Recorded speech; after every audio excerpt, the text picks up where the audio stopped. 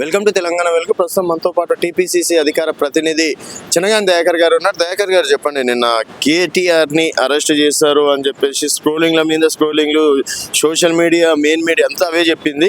So మొత్తానికి కేటీఆర్ బయటకు వచ్చారు. సీఎం నినాదాలు కూడా ఇప్పించుకోవడం అనేది జరిగింది. సో కేటీఆర్కి కాంగ్రెస్ పార్టీ భయపడ్డదా, మళ్ళీ ఎక్కడ సీఎం అవుతాడో, మళ్ళీ ఎక్కడ మా ఓట్ బ్యాంక్ పోతుందో అని చెప్పేసి ఏమన్నా భయపడడం లాంటివి జరిగిందా?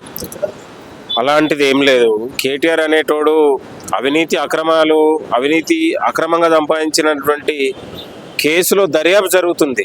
దాన్ని వాళ్ళు ఏదో జైలు కొడతా ఉన్నారు, సమరాలు చేసుకుంటూ ఉన్నారు. ఆయన ఏదో పెద్ద సాధించినట్టు, తెలంగాణకి ఏదో సాధించిందిలాగా బీఆర్ఎస్ నాయకులు నేను ట్రీట్ చేస్తూ ఉన్నారు.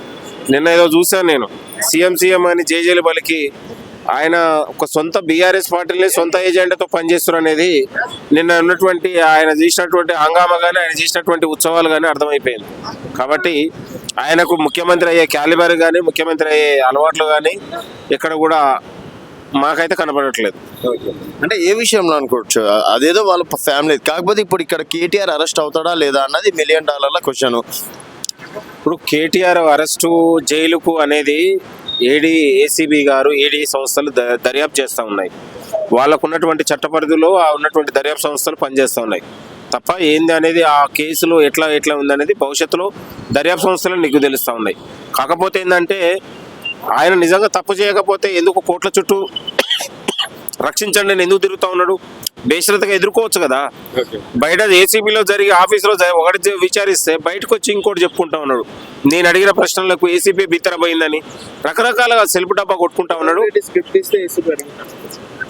ఎవరు స్క్రిప్ట్ ఇస్తే ఇది కాదండి. దర్యాప్తు సంస్థలకు ఒక ఇండివిజువాలిటీ ఉంది, ఒక రాజ్యాంగ ఉన్నటువంటి పరిధిలో వాళ్ళు మాట్లాడుతూ ఉంటారు తప్ప వీళ్ళ కేటీఆర్ ఎజెండాతోని, సొంత ఎజెండాతోని ఏసీబీని ఇక్కడ లోపల జరిగింది బయట జరిపిందని వచ్చి మీడియాలో చెప్పించుకొని కార్యకర్తల్లో ఏదో జేజేలు కొట్టించుకొని చాలా సిగ్గు అనిపిస్తూ ఉంది. నిజంగా కేటీఆర్కు నిజంగా చిత్తశుద్ధి ఉంటే, సిగ్గు ఉంటే నువ్వు కోట్ల చుట్టూ వెళ్ళి ఏది కాదు, న్యాయస్థానాల్లో ఎదుర్కో, ఏసీబీకి సహకరించు. నీ పైన వచ్చినటువంటి ఆరోపణలు నీకు తెలుసుకో, ప్రజాక్షేత్రంలో తెలుసుకోకుండా ఇవాళ అనేక రకాలుగా ప్రభుత్వం పైన, ముఖ్యమంత్రి గారి పైన తప్పు చేయకపోతే కేసు ఎందుకు అవుతుంది? తప్పు చేయకపోతే దర్యాప్తు సంస్థలు ఎందుకు ఉంటాయి? నేను అనేది హెచ్ఎండిఏ తన జేబు సంస్థగా వాడుకుంటు కదా ఉన్న రోజులు. ఎందుకు మీరు చెప్పినటువంటి అబద్ధ హామీలు డైవర్షన్ చేయడానికి అబద్ధ కేసు, కేటీఆర్ డ్రామా అని చెప్పేసి అంటున్నారు. కేటీఆర్ మీద కేసు పెడితే డైవర్షనా? నేను అనేది కేటీఆర్ మీద తప్పు చేసిన విచారణ జరుపుతా ఉంది. అరే ఎక్కడ కూడా నేను అనేది తెలంగాణ సంపదను మొత్తం కూడా లూటీ చేశారు కదా 10 ఏళ్ళు. హెచ్ఎండిఏను తన జేబు సంస్థగా వాడుకున్న అధికారులు చెప్తా ఉన్నారు, వాంగ్మూలం ఇచ్చారు. దానిపైన విచారణకు సిద్ధంగా అండి. మీరేదో మాట్లాడుతుంది ఒకటి, నాకు అర్థం. నీ పైన ఆరోపణలు వచ్చి రైతు భరోసా అని చెప్పేసి 12,000 ఇస్తుంది. మరి గతంలో ఇచ్చినటువంటి 6 హామీలు ఇప్పటి వరకు నెరవేర్చలేదని ఇప్పుడు జనాలు మిమ్మల్ని 10 ఏళ్ళు తెలంగాణని పాలించి కనీసం రైతుల గురించి పట్టించుకోలేదు. ఇవాళ రైతు సంక్షేమం కానీ, తెలంగాణ ప్రజల సంక్షేమానికి పెద్దపీట వేస్తుంది కాంగ్రెస్ ప్రభుత్వం. ఇవాళ మీరు నిర్లక్ష్యంగా, మీరు పిచ్చోడి చేతిలో రాయిలాగా దొంగల చేతులకు తాళం ఇచ్చినట్టు తెలంగాణను మొత్తం కూడా లూటీ చేశారు కదా. తెలంగాణని 6 లక్షల కోట్ల రూపాయలు అప్పులు చేసి తెలంగాణ ప్రజలు మీ నిర్వాహకం వల్ల, మీ అవినీతి వల్ల ఇవాళ తెలంగాణ ప్రజలు ఇబ్బంది పడతా ఉన్నారు కదా. మళ్ళా కాంగ్రెస్ ప్రభుత్వం వచ్చిన తర్వాతనే కదా పునర్నిర్మాణం వైపు తెలంగాణ బతుకులు మార్చేది. ఒకవైపు ఇందిరమ్మ ఇల్లు కావచ్చు, నిరుద్యోగులకు ఉద్యోగులు కావచ్చు, రైతు రుణమాఫీ కావచ్చు, ఇవాళ రైతు భరోసా కావచ్చు, లేకపోతే మహిళలకు ఇచ్చినటువంటి పథకాలు కావచ్చు, అనేక రకాలుగా ఇవాళ ముఖ్యమంత్రి గారు ఆలోచన చేస్తూ ఉన్నారు. గతంలో ఆ 10 ఏళ్ళు మీకు ఈ సోయి ఉంటే తెలంగాణ అభివృద్ధి జరిగేది కదా. ఎక్కడ కూడా మీరు మొత్తం కూడా అవినీతి చేశారు. మీ యొక్క అవినీతి పైసల కోసమే క్రియేట్ చేశారు. ఇవాళ అవినీతి ప్రాజెక్టులు కట్టింది మీరు.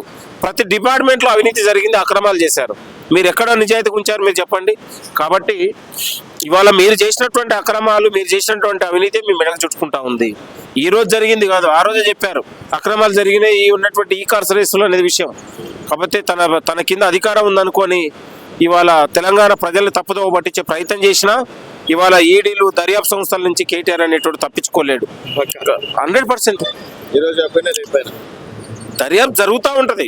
ఖచ్చితంగా ఉన్నటువంటి చట్టపరిధిలోనే అతను అరెస్ట్ అవుతాడు, చట్టపరిధిలోనే చర్యకు గురవుతాడు ఖచ్చితంగా. సో ఇప్పుడు అంటే భవిష్యత్తులో మీరు ఇచ్చినటువంటి హామీలను సక్రమంగా నెరవేరుస్తారని చెప్పేసి అనుకోవచ్చా? అండ్ ఈ మంత్రి పదవులు, క్యాబినెట్ విస్తరణ, కార్పొరేషన్ చైర్మన్లు అన్నారు కదా, అది ఎప్పుడు ఉండబోవచ్చు? తెలంగాణ ప్రజలకు అభివృద్ధి విషయంలో కానీ తెలంగాణ ప్రజలకు ఇచ్చిన హామీల విషయంలో కానీ కాంగ్రెస్ ఎక్కడ కూడా వెనుకబడలేదు. ప్రజలకు మరింత అభివృద్ధి చేయాలనే ఆలోచనతో ఈ ప్రభుత్వం ముందుకు వెళ్తూ ఉంది. 24 గంటలు ప్రజల కోసం పనిచేస్తూ ఉంది. తెలంగాణలో ఇవాళ కాంగ్రెస్ వచ్చిన తర్వాతనే కదా ఇంత ప్రజలకు స్వేచ్ఛగా ఇవాళ తెలంగాణ ప్రజలు ఒక ముఖ్యమంత్రి గారి దగ్గర మంత్రుల దగ్గరకు వచ్చి వాళ్ళకు ఉన్నటువంటి సమస్యలు కానీ వాళ్ళకు ఉన్నటువంటి ఇంకేదైనా వచ్చినట్టు ప్రజల దగ్గరకు వాళ్ళు ముఖ్యమంత్రి కానీ మంత్రుల దగ్గరికి వెళ్ళి చెప్పగలుగుతున్నారు. ఇవాళ 4,60,000 ఇందిరమ్మ ఇండ్లు ఇవ్వబోతా ఉన్నది. దయాకర్ గారు, ఇక్కడ మిమ్మల్ని అడగాల్సిన క్వశ్చన్ ఏంటంటే, మీరు రీసెంట్ గా ఓయిలో సంబరాలు జరుపుకున్నారు కదా, జాబ్ క్యాలెండర్ ప్రకారం మీరు విడుదల చేశారు కదా.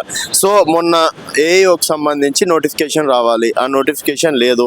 ఇంకొన్ని నోటిఫికేషన్లు రావాలి, అది లేదు. అది నామమాత్రం అని చెప్పేసి అనుకోవచ్చా? మీరు కేవలం సంబరాలు అంత హైలైట్ చేసినందుకే మిమ్మల్ని ఈ క్వశ్చన్ అడుగుతాను. ఇప్పుడు గతంలో 10 ఏళ్ళు పాలించి ఉద్యోగాలు ఇవ్వలేదు. బీఆర్ఎస్ హయాంలో నిరుద్యోగులు గోసపడ్డారు.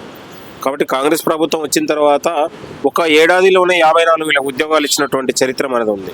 కాబట్టి ఇంత గొప్ప సాహసోపేతమైన గొప్ప అవకాశాలు నిరుద్యోగులకు అవకాశాలు ఇచ్చినందుకు మనం నిరుద్యోగులతోనే ఒక పెద్ద ఎత్తున కృతజ్ఞత బహిరంగ సభలాగా ఏర్పాటు చేసినాం. నేను అంటున్నాను ఈ సందర్భంగా, ఇవాళ తెలంగాణ నిరుద్యోగుల పట్ల కాంగ్రెస్కి చిత్తశుద్ధి ఉంది కాబట్టి దాదాపు ఇలా 56 ఎకరాల్లో మనం స్కిల్ యూనివర్సిటీని పెట్టబోతా ఉన్నాం. తెలంగాణలో ఇలా ప్రైవేట్ రంగంలో కావచ్చు, సాఫ్ట్వేర్ రంగంలో కావచ్చు, ఇండస్ట్రియల్ రంగంలో కావచ్చు, లేదా ప్రభుత్వ రంగాల్లో కావచ్చు ఉద్యోగాలు ఇవ్వాలి, నిరుద్యోగుల జీవితాల్లో వెలుగులు నింపాలని ఒక ప్రధానమైన ఆకాంక్షతోని ప్రభుత్వం పనిచేస్తా ఉంది. క్యాలెండర్ ప్రకారం ఏవో పోస్టులు విడుదల చేయాలి, అనౌన్స్మెంట్ చేయాలి. ఇప్పటివరకు జాబ్ క్యాలెండరు విధి విధానాలు అనేది తెలంగాణ పబ్లిక్ సర్వీస్ కమిషన్ చూసుకుంటది. అక్కడ ఉన్నటువంటి చాలా హానెస్ట్గా ఉన్నటువంటి బుర్ర వెంకటేశం గారిని కూడా నియమించడం జరిగింది.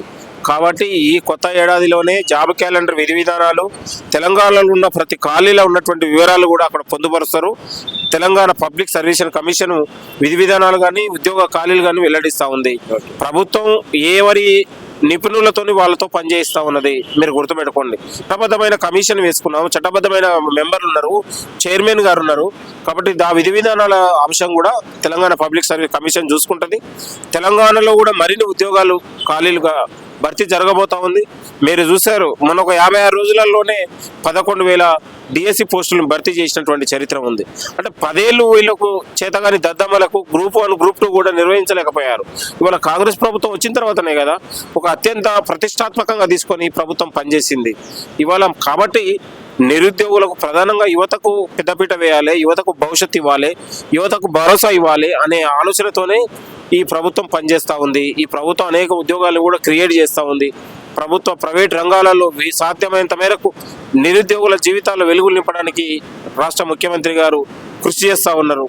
కాబట్టి బీఆర్ఎస్ నాయకులు ఇంకొకరు ఎన్ని విమర్శలు చేసినా ఏది చేసినా ప్రజల పక్షాన ఉన్నాం మేము, ప్రజల భవిష్యత్తు కోసం ఉన్నాము, ప్రజల ఆకాంక్ష కోసం ఇవాళ కాంగ్రెస్ ప్రభుత్వం పనిచేస్తూ ఉంది.